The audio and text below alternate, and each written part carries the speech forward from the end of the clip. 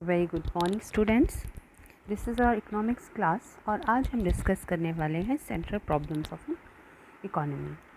Okay, so अभी तक हमने ये जाना कि what does it mean by economy. Economy जो होती है वो क्या होती है, ठीक है, and what is the meaning of economics.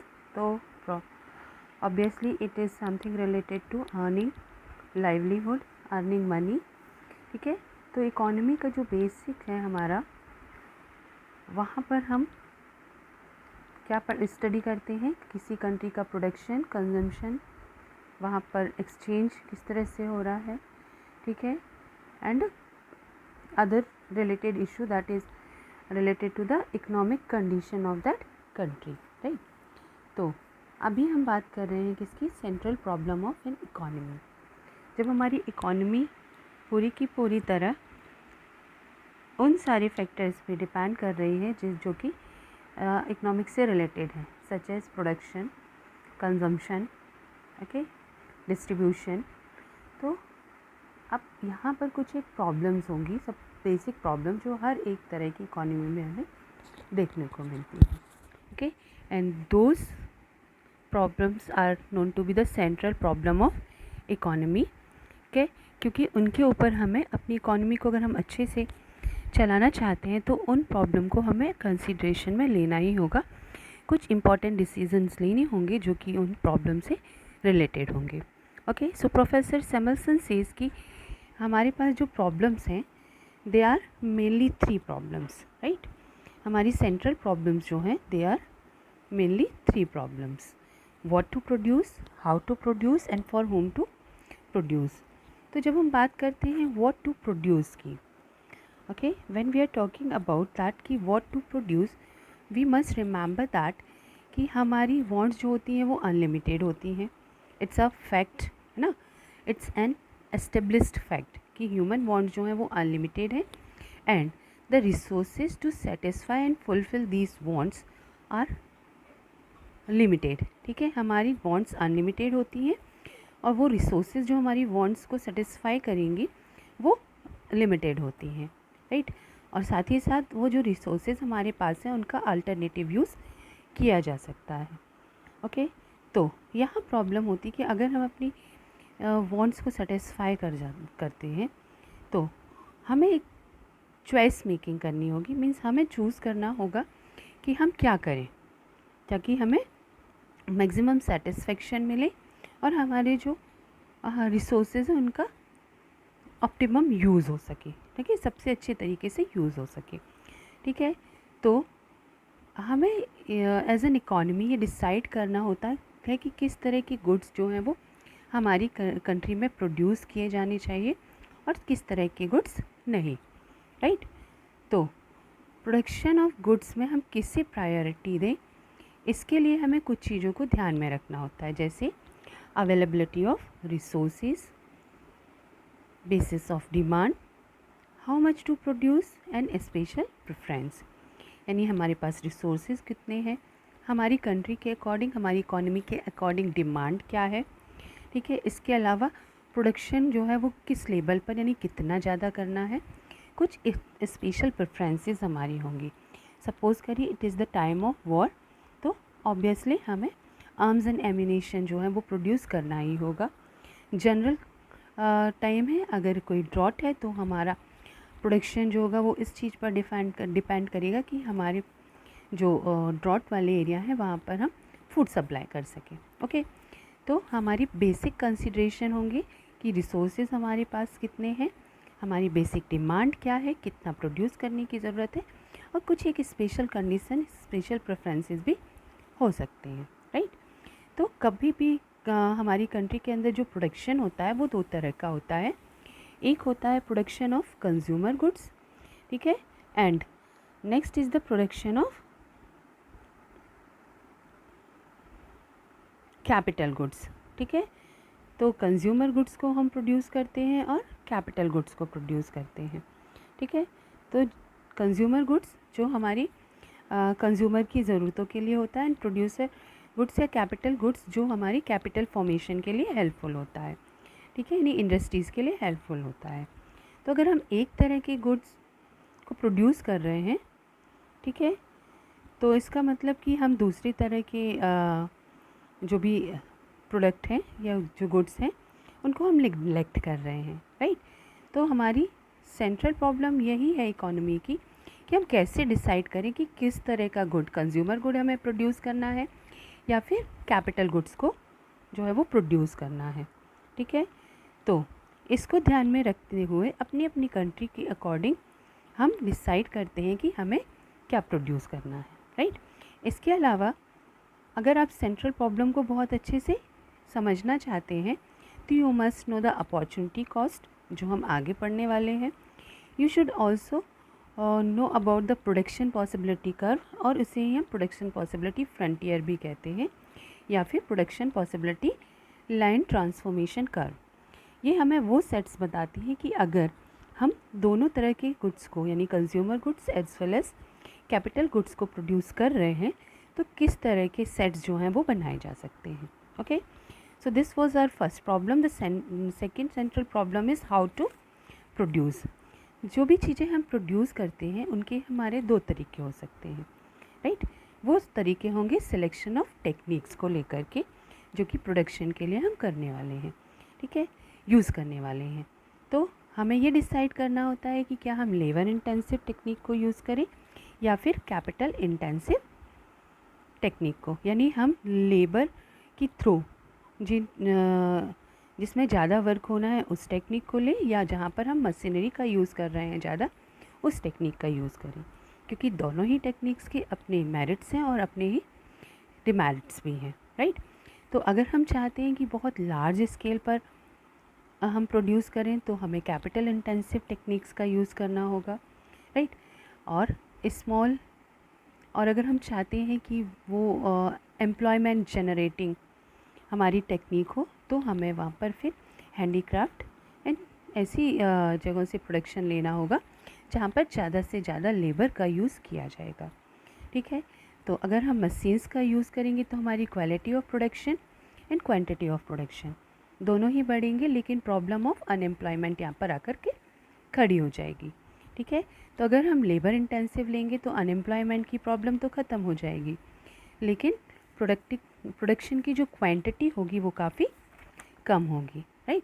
तो हमें अपनी ज़रूरतों को ध्यान में रखते हुए, साथ ही कंट्री की कंडीशंस को ध्यान में रखते हुए हमें डिसाइड करना होता है कि किस तरह की प्रोडक्शन को की टेक्निक को आप अपनाने वाले हैं, राइट, ताकि हमारे अवेलेबल रिसोर्सेज भी अच्छी तरह से यूज हो जाए, क्योंकि human resources also the natural resources, ठीक है। तो हमारे ह्यूमन रिसोर्सेज, हमारे नेचुरल रिसोर्सेज अच्छी तरह से यूज़ हों और हमें प्रॉफिट भी मिले, ठीक है। तो the second problem is how to produce. Now we are going to talk about for whom to produce, किसके लिए प्रोडक्शन किया जाए। तो आफ्टर डिसाइडिंग कि क्या प्रोड्यूस करना है, कितना प्रोड्यूस करना है और कैसे प्रोड्यूस करना है, इसके बाद हमारी जो तीसरी प्रॉब्लम है कि हमारे जो भी प्रोडक्शन से हमको जो रिटर्न मिल रहा है उसे डिस्ट्रीब्यूट कैसे किया जाए कि हमारी सोसाइटी के हर एक सेक्शन को उसका फ़ायदा मिल सके, राइट। तो जो भी हमारा डिस्ट्रीब्यूशन होता है that is among the members of society. तो हर एक सेक्शन के पास सही, फेयर और जस्ट शेयर जो है हमारी नेशनल वेल्थ का पहुँचे, इस तरह का सिस्टम ऑफ डिस्ट्रीब्यूशन जो है हमारी नेशन को अडॉप्ट करना चाहिए, ठीक है। क्योंकि सिस्टम ऑफ डिस्ट्रीब्यूशन जो है नेशनल वेल्थ का वही डिसाइड करता है कि हमारे कंट्री का लिविंग स्टैंडर्ड क्या होगा या वेलफेयर ऑफ सोसाइटी कितना होने वाला है, ठीक है। तो इसके लिए कुछ सजेशंस दिए गए हैं, हालांकि उनमें से हर एक को हम जस्टिफाई नहीं कर सकते, बट यू नो दैट कि हर एक चीज़ की एक फेयर फेस होता है और दूसरा डार्क फेस होता है, ठीक है। तो यहाँ पर हमारे पास 3 तरीके हैं जो कि हम डिस्ट्रीब्यूशन में अपना सकते हैं। तो first one is basis of equality. यहाँ पर हर एक सेक्शन को बराबर का शेयर जो है वो नेशनल वेल्थ में मिलना चाहिए, ठीक है। इसके लिए जो क्राइटेरिया निकाल के रखे हुए हैं वो रेलिवेंट नहीं है, राइट, और साथ ही साथ उनका एडवर्स इफ़ेक्ट जो है वो इंसेंटिव्स पर। इंसेंटिव्स मतलब हमारी जो कार्य क्षमता है, हम जो करना चाहते हैं उसके ऊपर नेगेटिव इफ़ेक्ट डालेगा, क्योंकि जब विदाउट डूइंग एनीथिंग और या फिर बहुत कम वर्क करने के बाद भी आपको रिटर्न्स बराबर मिलेंगे, इक्वल मिलेंगे, तो ऑब्वियसली इंटेंसिव्स जो हैं वो प्रोडक्शन के कम हो जाएंगे। Second is everyone should contribute according to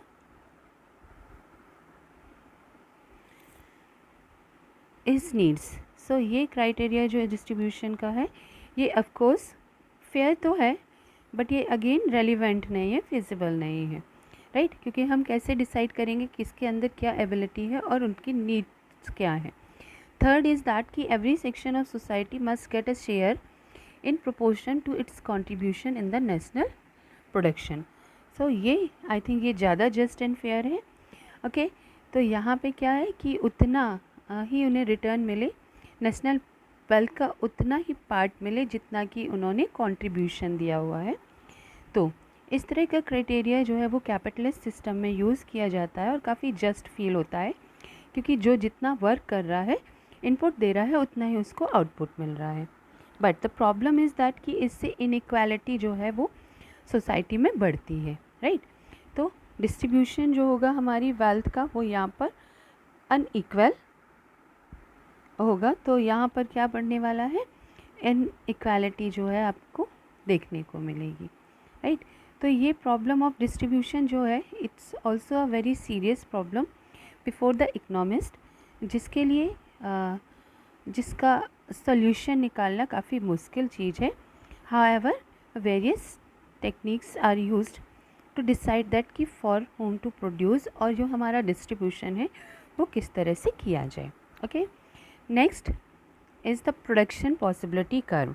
सो हमने अभी अभी ये पढ़ा था कि अगर हम ये जानना चाहते हैं कि व्हाट टू प्रोड्यूस, क्या प्रोड्यूस किया जाए, तो इसके लिए हमें प्रोडक्शन पॉसिबिलिटी कर्व को स्टडी करना होगा, राइट? क्या स्टडी करना होगा हमें? प्रोडक्शन पॉसिबिलिटी कर्व को। अब अगर हम उसे यूज़ करना चाहते हैं तो first of all we should know that कि प्रोडक्शन पॉसिबिलिटी कर्व होता क्या है। ओके, तो production possibility curve is also known to be production possibility frontier, production possibility line, और इसे ट्रांसफॉर्मेशन कर्व भी कहा जाता है, राइट? तो लेट्स सी कि इसका डेफिनेशन क्या है।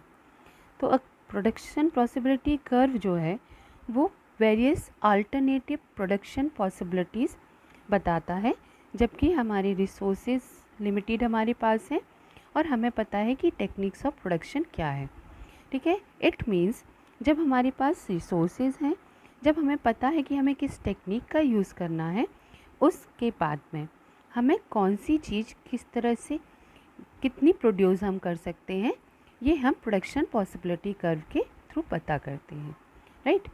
ये बताता है कि अगर हमारे पास में जो भी रिसोर्सेज एंड टेक्निक्स हैं, उनसे हम दो कमोडिटीज़ एक्स एंड वाई को प्रोड्यूस कर सकते हैं, राइट? तो उन एक्स एंड वाई का कैसे कैसे कॉम्बिनेशन जो है वो हम प्रोड्यूस कर सकते हैं, ठीक है? तो प्रोडक्शन पॉसिबिलिटी कर्व ये पॉसिबिलिटी दिखाता है कि किस तरह के कॉम्बिनेशन एक्स और वाई कमोडिटी के हमें मिल सकते हैं with same techniques and with same resources, right? तो यहाँ ध्यान रखने की चीज़ ये है कि जब ये सेट बनाता है तो ये हमें बताता है कि जब से ही हम एक कमोडिटी की मात्रा या एक कमोडिटी की क्वांटिटी बढ़ाएंगे तो हमारी जो नेक्स्ट कमोडिटी होगी उसकी क्वांटिटी कम होती जाएगी, और अगर हम दूसरी कमोडिटी की क्वांटिटी बढ़ाएंगे तो ऑब्वियसली जो अदर कमोडिटी है उसकी क्वांटिटी कम होगी। ओके, तो एक जैसे बढ़ेगा कमोडिटी वैसे ही दूसरी कमोडिटी का घटना शुरू हो जाएगा, ठीक है? तो इसीलिए इसे ट्रांसफॉर्मेशन कर्व भी कहते हैं, क्योंकि हम अपने रिसोर्सेज एंड टेक्निक को एक जगह से हटा करके दूसरी जगह यूज़ कर रहे हैं, राइट? तो प्रोडक्शन पॉसिबिलिटी कर्व जो है वो लिस्ट ऑफ चॉइसेस बताती है हमें। ये बताती है कि अगर हमारे पास एक्स एंड वाई दो कमोडिटीज़ हैं तो किस तरह के पॉसिबल सेट्स जो हैं वो हम यहाँ पर प्रोड्यूस कर सकते हैं, ताकि हम अपने रिसोर्सेज जो कि कांस्टेंट हैं उनको अच्छी तरह से यूज़ कर सकें, और टेक्निक जो है वो भी हमें पता होंगे कि क्या यूज़ करना है हमें, राइट? इसके अलावा प्रोडक्शन पॉसिबिलिटी कर्व ये भी बताता है कि maximum quantity of one commodity which can be produced with each possible quantity of production another commodity when the resources of production are constant and fully utilized। ठीक है, तो सेम थिंग कि अगर हम x और y कमोडिटीज़ में से एक किसी कमोडिटी को बढ़ाते हैं हमारे रिसोर्सेज को पूरी तरह यूज़ करते हुए, हमारी टेक्निक्स जो दी हुई हैं उनका उपयोग करते हुए, तो क्या क्या सेट्स बन सकते हैं। So you can see this example number 1 here. Okay, यहाँ पर combination A B C D और ई दिए हुए हैं एंड दो कमोडिटीज़ हमारे पास हैं, X commodity and Y. Now you can see that कि जब हमने एक कॉम्बिनेशन लिया जहाँ पर हमने एक्स कमोडिटी को एक भी प्रोड्यूस नहीं किया था, then we can produce 10 unit of commodity Y. ठीक है, लेकिन जब हमारा बी शेड्यूल जो बना है वहाँ पर हमने क्या किया, कमोडिटी एक्स का एक यूनिट जैसे ही हमने बनाना शुरू किया तो वहाँ पर हमारी 2 यूनिट्स ऑफ कमोडिटी वाई हमें सेक्रीफाइस करनी पड़ रही है। मतलब जब हम बाय कमोडिटी में से 2 यूनिट्स को कम बनाएंगे देन एक्स कमोडिटी का एक यूनिट हम बना सकते हैं एंड सो ऑन। आप देख रहे हैं कि जैसे जैसे एक्स की कमोडिटी इंक्रीज़ हो रही है यहाँ पर बाय जो है वो डिक्रीज़ हो रहा है। सिमिलर होगा अगर हम जैसे जैसे एक्स की कमोडिटीज़ कम करते जाएंगे तो वाई कमोडिटी हमारे पास में बढ़ती जा रही है और इसे हम एक कर्व की थ्रू भी यहाँ पर दिखा सकते हैं। ठीक है, तो जब हम यहाँ पर शेड्यूल बनाते हैं मतलब एक टेबल के थ्रू दिखाते हैं तो this is called the schedule. ठीक है, प्रोडक्शन पॉसिबिलिटी शेड्यूल। और जब हम इसे एक ग्राफ के थ्रू बताएंगे then this is the production possibility curve, right. तो ये सेम थिंग जो हमने यहाँ टेबल में देखा है वही चीज़ हमें यहाँ पर ग्राफ में देखने को मिल रही है। तो यू कैन सी कि यहाँ पर आपका एक दिस इज़ एक्सिस वाई जहाँ पर हम वाई कमोडिटी को दिखा रहे हैं और दिस इज़ एक्सिस एक्स जहाँ पर हम एक्स कमोडिटी को दिखा रहे हैं, राइट। तो अगर आपके पास बाय कमोडिटी 10 है देन उस टाइम पर आपका प्रोडक्शन जो है वो यहाँ पर एक्स का 0 हो। देन आपकी 8 कमोडिटी आ रही है तो यहाँ पर प्रोडक्शन जो है वो 1 हो रहा है, राइट। तो यहाँ पर ये पता चल रहा है हमें कि जैसे जैसे हम एक्स कमोडिटी की नंबर्स को बढ़ाते जाएंगे वाई कमोडिटी हमें सेक्रीफाइस करनी होगी एक प्रोपोर्शन में। Okay, so chief characteristics of production possibility curve जो है they are given here. A production possibility curve is sloping downwards from left to side. तो प्रोडक्शन पॉसिबिलिटी कर्व क्योंकि यहाँ पर एक कमोडिटी धीरे धीरे कम होगी और दूसरी कमोडिटी बढ़ती जाएगी, दैट्स वाई ये डाउनवर्ड होता है और लेफ़्ट से राइट की तरफ जाता है। ओके, तो इससे पता चलता है हमें कि अगर हम एक कमोडिटी की क्वांटिटी बढ़ा रहे हैं तो दूसरी कमोडिटी की क्वांटिटी जो है वो धीरे धीरे कम होती जा रही है। Okay, second thing is that कि generally a production possibility curve is concave to original point. तो आपका जो भी प्रोडक्शन पॉसिबिलिटी है कर्व है वो कैसा होगा, कनकेव होगा अपने ओरिजिनल पॉइंट से, right. Third one is that combination on production possibility curve. यहाँ पर प्रोडक्शन पॉसिबिलिटी कर्व जो है वो आपको वेरियस कॉम्बिनेशन प्रोवाइड करता है जो आपको ये डिसाइड करने में हेल्पफुल होंगी कि हमें अपना प्रोडक्शन जो है वो किस तरह का बना करके चलना है, right. Next is choice of proper combination. ये हमें चॉइस देता है प्रॉपर कॉम्बिनेशन का, जैसे A B C proper combination है, डी की कंडीशन और ई की कंडीशन, दोनों ही कंडीशंस हमारे लिए पॉसिबल नहीं है, राइट। तो यहाँ पर जो भी प्रोडक्शन पॉसिबिलिटी कर्व जो है वो आपको यहाँ दिखाई देगा, ना तो आप उस के पॉइंट के अंदर और ना ही पॉइंट के बाहर जा कर के अपना प्रोडक्शन कर सकते हैं। But here are some of the exceptions. Exceptions means where the rule doesn't work. तो यहाँ पर कुछ एक एक्सेप्शंस हैं जहाँ पर प्रोडक्शन पॉसिबिलिटी कर्व कनकेव नहीं होता है, यानी वो वर्क प्रॉपर वे में नहीं करता है। तो तो उसकी condition number 1 is when two joint commodities can be used in fixed proportion. ठीक है, तो ऐसी कंडीशन जहाँ पर हम किन्हीं कमोडिटीज़, सपोज़ करिए हम एक्स एंड वाई की बात ही कर रहे हैं, तो एक फ़िक्स पॉइंट पर हम एक स्पेसिफिक इनपुट के थ्रू उनके वेरियस कॉम्बिनेशंस जो कि प्रोपोर्शनेट होंगे वो हम शो करेंगे, तो यहाँ पर कनकेव होने की ज़रूरत उन्हें नहीं होगी। इसके अलावा when the two commodities are perfect substitute, अगर वो जो दो कमोडिटीज़ हम चूज़ कर रहे हैं वो एक दूसरे के सब्स्टिट्यूट हैं, तब भी प्रोडक्शन पॉसिबिलिटी कर्व कनकेव नहीं होगा। ओके, नाउ लेट्स सी कि उसके असम्पशंस, हम कुछ परिस्थितियाँ मान कर के चलते हैं कि अगर हम कोई लॉ यूज़ कर रहे हैं तो अगर सारी चीज़ें कांस्टेंट नहीं होंगी तो उस लॉ को प्रॉपरली, उस रूल को प्रॉपरली यूज़ वर्क करने में प्रॉब्लम होगी। तो हमारे कुछ एक असम्पशन होते हैं जो हम मान कर के चलते हैं। तो प्रोडक्शन पॉसिबिलिटी कर्व के असम्पशंस, लेट्स सी कि what are those. A firm can produce two commodities, तो हम ये मान कर के चलते हैं कि जो फर्म को हम स्टडी कर रहे हैं वो दो कमोडिटीज़ को ही प्रोड्यूस कर सकता है, या तो एक्स को या तो वाई को। दूसरी बात कि पीरियड इज़ शॉर्ट, क्योंकि शॉर्ट पीरियड में बहुत सारी कंडीशंस चेंज नहीं होती हैं, तो प्रोडक्शन का जो पीरियड है वो हम शॉर्ट मान करके चलेंगे। ठीक है, it is taken for granted कि इकोनॉमी जो है that is at the state of full employment. हम ये मान करके चलते हैं कि हमारी इकोनॉमी में जो भी रिसोर्सेज हैं, वेदर ह्यूमन और नेचुरल, उनका दे आर फुली एम्प्लॉयड, उनका पूरी तरह से उपयोग हो रहा है और कोई भी फैक्टर अनएम्प्लॉयड नहीं है। And the fourth assumption is that की quantity of factor of production is constant. तो फैक्टर ऑफ प्रोडक्शन जो है उनमें भी कोई भी बदलाव नहीं लाया जा सकता है। ठीक है, but they can be transform from one use to another. ठीक है, लेकिन वो एक यूज़ की जगह दूसरी जगह पर यूज़ किए जा सकते हैं। इसके साथ साथ ये मानना होता है कि स्टेट ऑफ टेक्नोलॉजी जो है वो बिल्कुल भी बदला नहीं जा सकता। तो शॉर्ट पीरियड की बात कर रहे हैं तो शॉर्ट पीरियड में टेक्नोलॉजी को बदलना मुश्किल होता है, ऑलमोस्ट इम्पॉसिबल होता है। तो ये हमारे असम्पशन हैं जो हम मान के चलते हैं, तभी हमारा प्रोडक्शन पॉसिबिलिटी कर्व जो है वो सही से रिजल्ट्स दे पाएगा।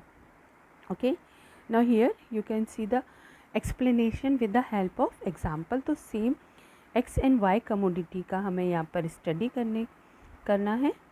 ओके, जहाँ पर हमें पता चल रहा है कि किस तरह के कॉम्बिनेशंस हम यूज़ कर सकते हैं। तो एक्स कमोडिटी जब वो ज़ीरो प्रोडक्शन पर है तो वाई कमोडिटी की 12 यूनिट्स हम प्रोड्यूस कर रहे हैं, राइट।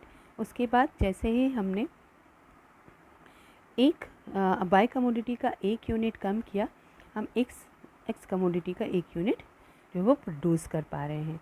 ठीक है, देन उसके बाद जैसे ही हमने वाई कमोडिटी के 2 यूनिट्स को सेक्रीफाइस किया, देन हम एक्स कमोडिटी के 2 यूनिट्स जो है वो प्रोड्यूस कर पा रहे हैं, सो ऑन। इसी तरह से अदर सेट्स जो हैं वो दिखाए गए हैं। ठीक है, तो यहाँ पर आपको याद रखना होगा कि टेक्नोलॉजी हम अनचेंजेबल मान करके चलेंगे। ठीक है, और जो भी हमारी रिसोर्सेज हैं उनका फुली यूज्ड है, and they are fully used and they are fully employed, right. सिर्फ उन्हें हम ट्रांसफॉर्म कर सकते हैं एक्स कमोडिटी प्रोड्यूस करने के लिए या फिर बाय कमोडिटी को यूज़ करने के लिए, को प्रोड्यूस करने के लिए, राइट। तो special points that we need to keep in our mind is that की प्रोडक्शन पॉसिबिलिटी कर्व जो है वो एक फैक्ट हमें बताता है कि हमारी इकोनॉमी में हम वाई और एक्स प्रोडक्शन किस तरह से कर सकते हैं, यानी हम अपने रिसोर्सेज को कहाँ से कहाँ ट्रांसफॉर्म कर सकते हैं। ठीक है, जनरली ये कनकेव होता है। ठीक है, और लेकिन स्पेसिफिक कंडीशंस में ये ज़रूरी नहीं है कि कनकेव हो। ओके, और इकोनॉमी जो है मैक्सिमम वेलफेयर एम होता है हमारा, और इसीलिए हम सेट ऑफ कॉम्बिनेशंस जो है वो सिलेक्ट करते हैं ताकि हमारा जो वेलफेयर का एम है वो पूरा हो सके। ओके, और प्रोडक्शन पॉसिबिलिटी कर्व जो है वहाँ पे हम अपनी इकोनॉमी को टेक्निकली एफिशिएंट मानते हैं और साथ ही साथ ये भी मान करके चलते हैं कि जो टेक्निक यूज़ की जा रही है वो चेंज नहीं हो सकती है, राइट। तो हम कोई भी कॉम्बिनेशन ABCDE है उनको प्रोड्यूस कर सकते हैं, लेकिन हमें सिलेक्ट करना होगा कि कौन सा कॉम्बिनेशन हमारे पब्लिक वेलफेयर के लिए ज़्यादा अच्छा है। ओके, नेक्स्ट टॉपिक जो हमारी स्टार्टिंग में जो हमने इंट्रोडक्शन पढ़ा था कि अगर हम इकोनॉमी की प्रॉब्लम को डिफाइन करना चाहते हैं तो उसे हमें, एक था PPC यानी पॉसिबिलिटी कर्व, तो वो हमने जान लिया कि क्या है। अब next thing is the opportunity cost. तो अपॉर्चुनिटी कॉस्ट के लिए some other terms are also use such as alternative cost, transfer cost और डिस्प्लेसमेंट कॉस्ट। ठीक है, so let us take an example. अगर कोई एक कंपनी जो है वो किसी चीज़ को प्रोड्यूस कर रही है, राइट, प्रोड्यूस कर रही है, सपोज़ करिए कि पहले टाइम पर वो रेडियोस प्रोड्यूस करती थी, ठीक है, किन्हीं एक रिसोर्सेज को यूज़ करके, ठीक है, और now that similar company is going to produce television. Okay, तो जितनी कॉस्ट में वो 4 या 5 रेडियोस जो है उनको प्रोड्यूस करती थी, आज सिर्फ उतनी ही कॉस्ट में वो सिर्फ एक टेलीविज़न को प्रोड्यूस करती है, राइट।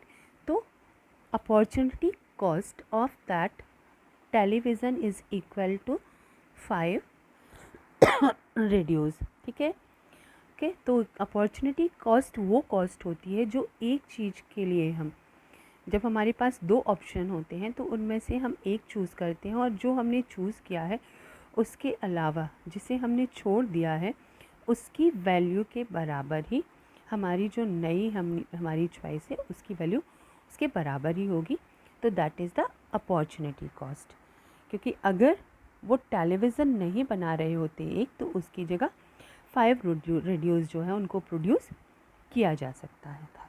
ठीक है, तो इसे डिस्प्लेसमेंट कॉस्ट इसलिए कहा गया है क्योंकि हमने वो 5 रेडियोस को डिस्प्लेस करके उस उतनी ही कॉस्ट को यूज़ किया है in making a television, right. तो अपॉर्चुनिटी कॉस्ट जो है वो ट्रांसफ़र कॉस्ट भी है क्योंकि हमने एक जगह ना यूज़ करके उसे दूसरी जगह यूज़ कर दिया है। ठीक है, डिस्प्लेसमेंट कॉस्ट है क्योंकि हमने एक जगह को छोड़ करके दूसरी जगह उसे यूज़ किया है। And same thing is with the alternative cost. Okay, तो हमारे पास जो भी डिमांड है उसके अकॉर्डिंग हम चीज़ों को प्रोड्यूस कर सकते हैं। ठीक है, तो यहाँ पे हमें जो एंड्स यानी हमारा जो फाइनल एम है वो हमें सोशल पॉइंट ऑफ व्यू से देखना होता है कि कौन सी चीज़ को हमें प्रोड्यूस करना है और कौन सी चीज़ को हमें छोड़ देना है, यानी किस कमोडिटी को हम प्रोड्यूस करें और किस कमोडिटी को हम उसके अगेंस्ट सेक्रीफाइस कर लें, राइट। तो इकोनॉमिक्स जो इस कॉस्ट को एक्सप्रेस करने के लिए उन्होंने अपॉर्चुनिटी कॉस्ट वर्ड दिया हुआ है। ठीक है, तो अब अगर आप सपोज़ करिए कि एक यहाँ पर इन्होंने एग्ज़ाम्पल दिया, जो मैं एग्ज़ाम्पल दे रही थी वो I am giving it by my self, but यहाँ एग्ज़ाम्पल दिया हुआ है इन्होंने कि गवर्नमेंट जो है वो डिसीज़न लेती है कि उन्हें रोड कंस्ट्रक्ट करना है, राइट। तो अगर उन्हें रोड कंस्ट्रक्ट करना है तो ऑब्वियसली कहीं और के खर्चे उन्हें कम करने होंगे, तो वो रोड कंस्ट्रक्शन का अपॉर्चुनिटी कॉस्ट जो है, जो खर्चा हमने नहीं किया है उसके बराबर होगा। ओके, तो अपॉर्चुनिटी कॉस्ट मतलब जो आपने नहीं किया है उसकी जो वैल्यू होगी वो किसके बराबर होगी, जो आपने प्रोड्यूस किया हुआ है उसके बराबर होगी। ठीक है, नाउ लेट्स सी कि यहाँ पर एक डेफिनेशन है, the definition by professor Benham. He says कि the amount of money which a particular unit of factor could earn in its best paid alternative use is sometimes called the transfer earning। तो वो money जो हम किसी एक particular factor unit को के बदले में पा सकते थे और उसकी हम वहाँ पर यूज़ ना करके कहीं और यूज़ कर रहे हैं, तो जो हमारी वैल्यू होगी वो जो हमने नहीं बनाया है, राइट। थोड़ा सा कंफ्यूजिंग है ये, मीन्स हम प्रोड्यूस कर सकते थे रेडियोस बट हमने रेडियो प्रोड्यूस नहीं किए, उसकी जगह हमने प्रोड्यूस कर दिया टेलीविज़न। तो अब हमारी जो अपॉर्चुनिटी कॉस्ट ऑफ टेलीविज़न जो है वो किसके बराबर होगी, उन 5 रेडियोज़ के। तो सेम थिंग इन्होंने यहाँ पर डिस्क्राइब की है। Few other definition are also given here, so you can read them. Now here is an explanation of the opportunity cost through the graph, right. यहाँ पर बाय और एक्स कमोडिटी इन्होंने लेकर के रखा हुआ है, ठीक है। और यहाँ पर आपको y1 y2 दिखाई दे रहा है और यहाँ पर p1 और p2 नज़र आ रहा है। ओके, सो यहाँ पर सेम थिंग उन्होंने जो है वो बताई है, x1 x2 भी दिया हुआ है। ओके, तो क्या दिखा रहे हैं ये कि अगर आप x और y कमोडिटी मान करके चलते हैं, ठीक है, तो अगर आप x1 कमोडिटी प्रोड्यूस कर रहे थे, ठीक है, तो आपके पास दूसरी कमोडिटी आप y1 प्रोड्यूस कर रहे थे। जब आपने y1 को कम किया तो x2 जो है x कमोडिटी जो है उसके यूनिट्स डबल हो गए, ठीक है। तो यहाँ पर आपकी अपॉर्चुनिटी कॉस्ट जो होगी वो क्या होगी, opportunity cost of this x2 x1 is this y2, okay, इसकी प्राइस के बराबर होगी, ठीक है। तो इसे आप एक बार डीपली रीड कर लेंगे और जो मैंने एक्सप्लेन किया उसके अकॉर्डिंग समझने की कोशिश करेंगे। देन अगर कन्फ्यूज़न होता है तो you can ask me, right. अब हम जानेंगे कि what is the importance of opportunity cost. Opportunity cost जो है उसका इम्पोर्टेंस एक्चुअली होता क्या है, ठीक है। तो हियर वी स्टार्ट विद कि अपॉर्चुनिटी कॉस्ट जो है वो इकोनॉमी की फील्ड में बहुत ही इम्पॉर्टेंट होता है, राइट। और इसका इम्पोर्टेंट जो है वो क्या है, as per the concept of opportunity cost any factor should get the minimum return and it can be achieved from the forgone alternatives. तो यहाँ पर एक चीज़ ध्यान रखने वाली बात है कि जो हमारा फैक्टर हम यूज़ कर रहे हैं उसका मिनिमम रिटर्न तो मिलना चाहिए, ठीक है, क्योंकि जो अल्टरनेटिव हम यूज़ कर रहे हैं तो उसके बराबर ही हम उसे मानेंगे, देन रिटर्न्स हमारे क्या होंगे, डिसाइडेड हो जाएंगे। नेक्स्ट इज़ कि on the basis of this concept the best possible utilization of resources is made to generate maximum output. तो ये जो यूटिलाइजेशन में शिफ्ट होता है हमारे रिसोर्सेज का, ओके, वो क्यों होता है, ताकि हमको मैक्सिमम आउटपुट मिल सके, okay. And concept of opportunity cost clarifies the changes on production cost. ये प्रोडक्शन कॉस्ट के थ्रू हमें बताते हैं कि चेंजेस क्या आए हैं, okay. The concept of opportunity cost not only explain the modern theory of rent but help in determining the rent. तो ये जो अपॉर्चुनिटी कॉस्ट है वो सिर्फ रेंट की थियोरी को ही नहीं डिस्क्राइब करता है बल्कि रेंट को डिटरमाइन करने में भी हमें हेल्पफुल होता है, ओके। इसके अलावा प्राइजेज जो है वो भी डिटरमाइंड होती हैं according to the opportunity cost, right. तो अगर हम याद करें हमारी टेलीविज़न और रेडियो का एग्जांपल, तो 5 रेडियो का जो भी प्राइस होगा वो आपके एक टेलीविज़न के बराबर होगा। तो आपकी जो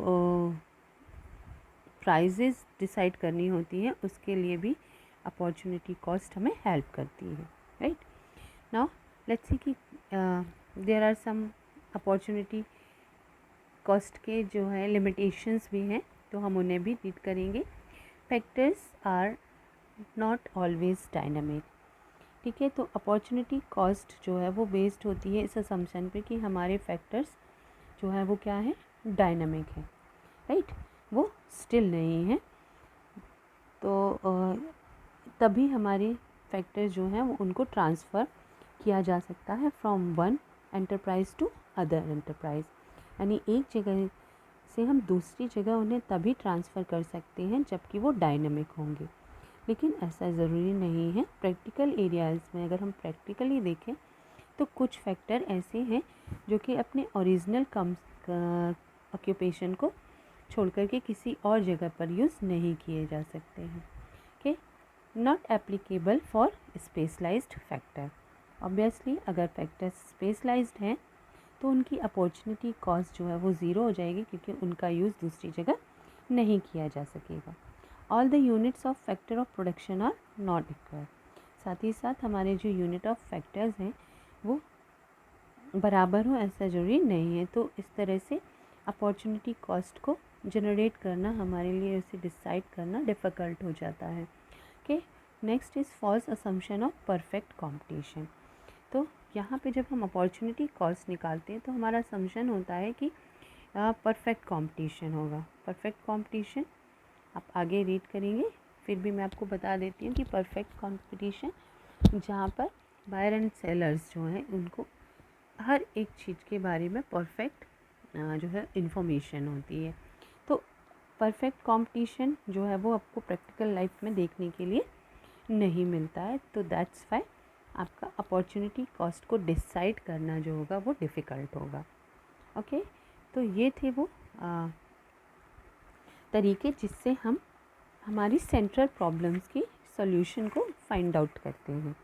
राइट, अब हम प्रॉपरली देखेंगे कि हमारी सेंट्रल प्रॉब्लम्स जो हैं इकोनॉमी की, उनके सॉल्यूशन कैसे निकलते हैं।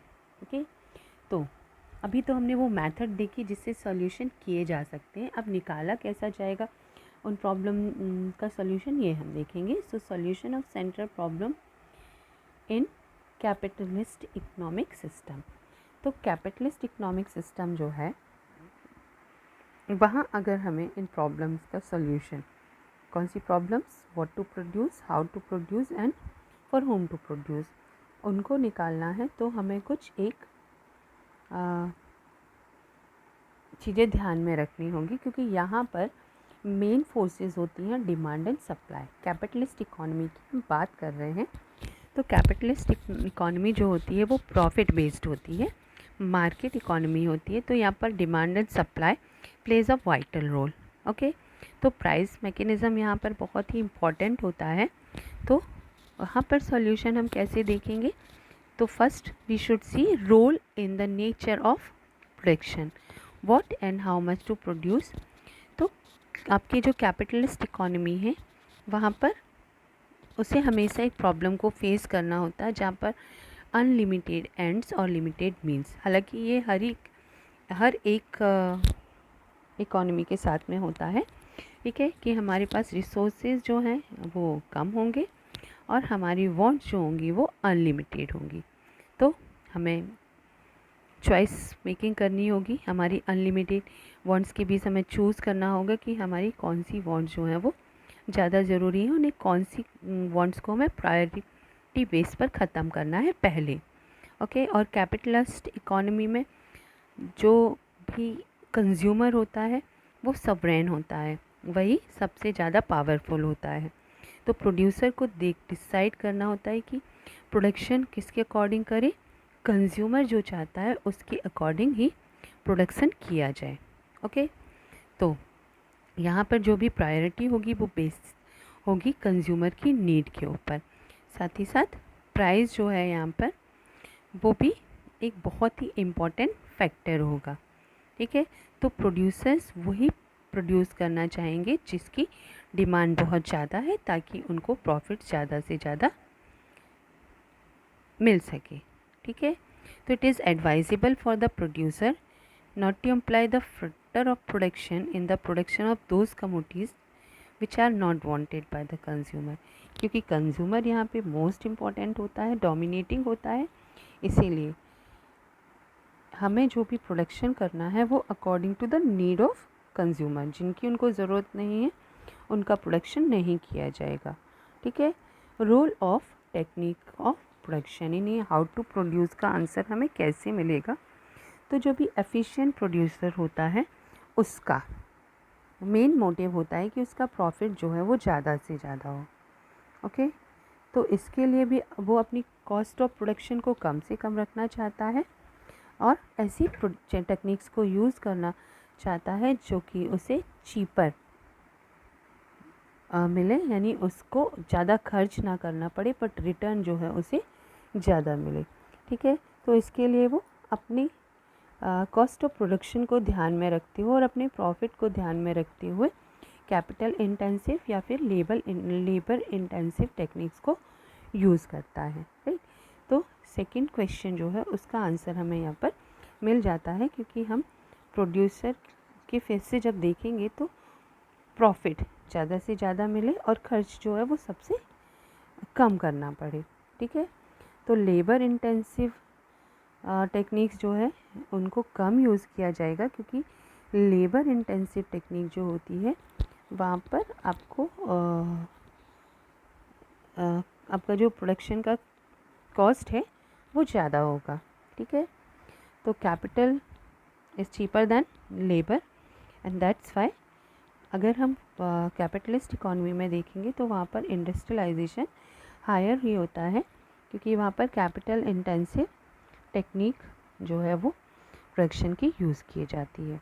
Role in the distribution of production, तो अब फॉर होम टू प्रोड्यूस का answer in the capitalist economy, तो इनकम जो है वो प्राइस मैकेनिज़्म को ध्यान में रखते हुए कैपिटलिस्ट इकॉनमी डिसाइड करती है कि किसको कितना मिलना चाहिए।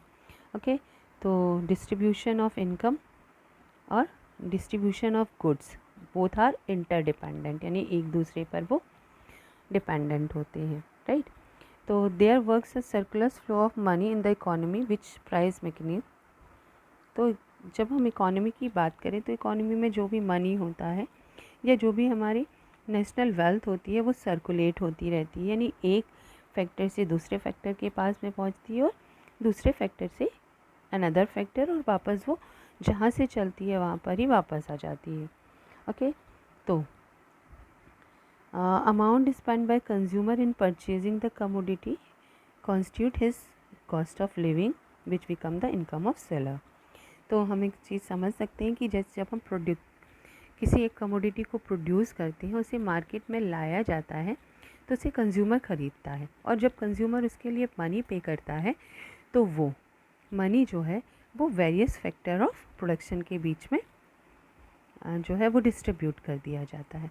तो ये एक सर्कुलेटरी फ्लो है जहाँ पर प्रोडक्शन होता है, कंजम्पशन होता है और डिस्ट्रीब्यूशन होता है, देन सेम सर्कल यहाँ पर चलता रहता है, और दस इट इज़ डिसाइडेड कि हमारा लिविंग स्टैंडर्ड जो है वो कैसा होगा।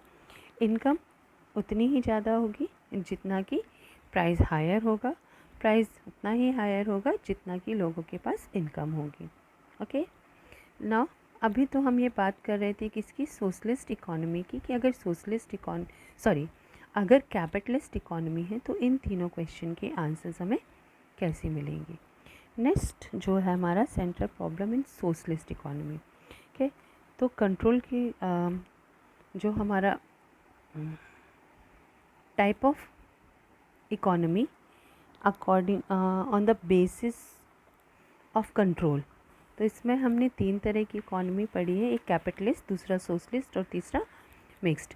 तो अभी हमने कैपिटलिस्ट में जाना कि कैपिटलिस्ट इकॉनमी में हमारी ये जो प्रॉब्लम्स हैं उनका हल कैसे निकालें।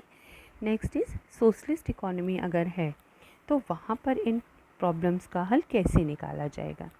ओके, तो इसका हल अगर हमारी इकॉनमी जो है वो सेंट्रली प्लान्ड है, यानी सोशलिस्ट इकॉनमी है, तो वहाँ पर हमें किस तरह से डिस्ट्रीब्यूशन करना है, किस तरह से हमारी प्रॉब्लम्स का सॉल्यूशन देना है, यहाँ पर गवर्नमेंट एक बहुत ही डोमिनेटिंग रोल जो है वो रखती है। ओके, तो यहाँ पर प्राइवेट ओनरशिप नहीं होती है, ना ही कंट्रोल होता है, बल्कि सारा का सारा कंट्रोल जो होता है वो गवर्नमेंट का होता है। ठीक है, प्रोडक्शन गवर्नमेंट के हाथों में होता है, इनके प्री डिटरमाइंड ऑब्जेक्ट होते हैं जो कि इकोनॉमिक प्लानिंग के थ्रू डिसाइड किए जाते हैं। ठीक है, सो अब यहाँ पर हमारी जो तीनों प्रॉब्लम है, जैसे what and how much to produce and how to produce and for whom to produce, इनके कैसे सॉल्यूशंस निकाले जाते हैं ये देखते हैं। तो फर्स्ट जो है that is the problem of what to produce. तो गवर्नमेंट डिसाइड करती है कि कौन सा प्रोडक्शन करना है, यानी क्या प्रोड्यूस करना है और कितना प्रोड्यूस करना है। ठीक है, और इसके लिए रिस्पॉन्सिबल होती है सेंट्रल प्लानिंग अथॉरिटी। ठीक है, तो ये डिसाइड करती है the nature, quantity and field of production. इनका मेन जो बेसिस होता है ये सब डिसाइड करने का, वो होता है हमारी नीड्स ऑफ सोसाइटी। ठीक है, और सोशल बेनिफिट के लिए ही ये स्टडी करते हैं कि किस प्रोडक्शन के थ्रू हमें सोशल वेलफेयर या सोशल बेनिफिट मैक्सिमम मिल पाएगा। तो सेंट्रल प्लानिंग अथॉरिटी डिसाइड करेगी कि कैपिटल गुड्स हमें प्रोड्यूस करने हैं या फिर कंज्यूमर गुड्स प्रोड्यूस करने हैं। Okay, next technique of production. तो क्योंकि गवर्नमेंट का फुल होल्ड होता है, फुल ओनरशिप होता है यहाँ पर रिसोर्सेज का, तो गवर्नमेंट ही डिसाइड करती है कि किस तरह का प्रोडक्शन की टेक्निक हमें यूज़ करना है। ठीक है, तो यहाँ पर कुछ चीज़ें हमें ध्यान में रखनी होती हैं, that is optimum use of resources, minimum possible cost, maximum output of amount of production. तो ये चीज़ें हमें यहाँ पे ध्यान रखनी होती है, यानी गवर्नमेंट ध्यान में रखती है कि हमारे पास जो रिसोर्सेज उनका सबसे अच्छी तरीके से यूज़ हो, मिनिमम पॉसिबल कॉस्ट हो, यानी प्रोडक्शन की कॉस्ट हायर ना हो, ठीक है, और प्रोडक्शन जो है वो बहुत ज़्यादा हो। ठीक है, तो इससे हमारे जो पब्लिक वेलफेयर सोसाइटी की सोशल बेनिफिट हम जिसे कह रहे हैं उसका एम पूरा हो सकेगा। तो यहाँ पर जो भी रिसोर्सेज एलोकेट किए जाते हैं उसके 2 बेसिस रखते हैं, input output method and trial and error method. तो इनपुट आउटपुट मेथड जो है standard are determined for maximum output at minimum input, यानी हम कम से कम लगाएं और रिटर्न हमें ज़्यादा से ज़्यादा मिले।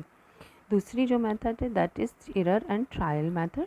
तो इस मेथड में रिसोर्सेज को लोकेट किया जाता है on the basis of experience of working of different sector, यानी जो सेक्टर जितने अच्छे से वर्क कर रहा है उन्हें हम उतने ही ज़्यादा रिसोर्सेज प्रोवाइड कराएंगे एंड देन हमारे पास आंसर होगा कि क्या चीज़ हमें प्रोड्यूस करना है। Third problem is distribution of production. तो यहाँ पर क्योंकि हमारी सेंट्रली ओन्ड इकोनॉमी है तो इसका कंट्रोल भी जो है वो किसके हाथ में होगा, हमारे गवर्नमेंट के हाथों में होता है।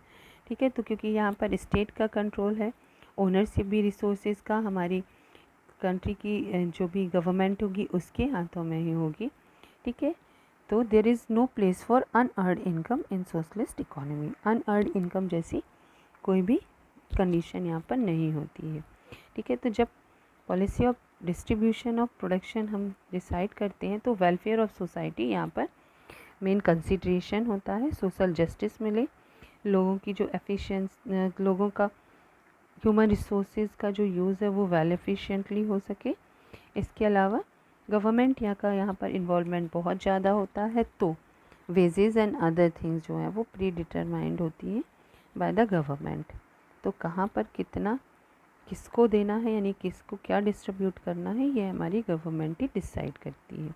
ठीक है, and they just want that कि ये जो डिस्ट्रीब्यूशन है वो जस्ट एंड फेयर हो। ओके, तो अब यहाँ पर you can C them as a whole कि आपके पास अगर कैपिटलिस्ट सिस्टम ऑफ इकोनॉमी है तो कैसे हम सॉल्यूशन निकालेंगे, और अगर हम सोशलिस्ट इकोनॉमी की बात कर रहे हैं तो कैसे हमारे इन तीनों क्वेश्चन का आंसर निकलेगा। ठीक है, now here are some of the examples with their solution, right. तो यहाँ पर कुछ एक मैथमेटिकल आपको सॉल्यूशंस दिए हुए हैं, ओके, जिसमें आपको मार्जिनल कॉस्ट निकालनी है, अपॉर्चुनिटी कॉस्ट बतानी है। ओके, तो first you need to read them carefully and हमारी जो क्लास होगी हम उस क्लास में इनको डिस्कस करेंगे that how to bring out the answer from this question. जो हमारे पास क्वेश्चंस हैं उनको कैसे लिखें। तो लेट्स सी, फर्स्ट क्वेश्चन जो है मैं एक बार आपको बता देती हूँ कि वो क्या कह रहा है। फर्स्ट क्वेश्चन इज दैट कि Nagendra has 3 option of a job offering him a salary of 40,000, 50,000 and 60,000। तो find the opportunity cost of Nagendra. तो नागेंद्र जो है उनके पास 3 अपॉर्चुनिटी है। एक अपॉर्चुनिटी है 50,000 की, ठीक है, दूसरी है 60,000 की, और एक है आपकी 40,000 की, राइट। तो अपॉर्चुनिटी कॉस्ट जो है, कि नागेंद्र के पास चॉइसेस हैं कि वो इन तीनों में से किसी भी अपॉर्चुनिटी को वो चूज़ कर सकता है, तो ऑब्वियसली वो बेस्ट जो होगी उनको चूज़ करेगा, राइट। तो as a rational individual Nagendra self choose the best opportunity of a job which is 60,000। तो कॉस्ट उसने चूज़ किया जब 60,000 का, तो ऑब्वियसली उसने 50,000 जो है वो छोड़ दिया। तो opportunity cost of his salary is 50,000, क्योंकि उसने 50,000 को सेक्रीफाइस करने के बाद 60,000 वाली अपॉर्चुनिटी को चूज़ किया था। ओके, अब यहाँ पर कुछ और मैथमेटिकल जो है क्वेश्चंस हैं, सो इन्हें हम डिस्कस करेंगे हमारी क्लास में। This is all for today. Have a nice day. Good bye. कोई भी डाउट होगा तो यू कैन आस्क मी।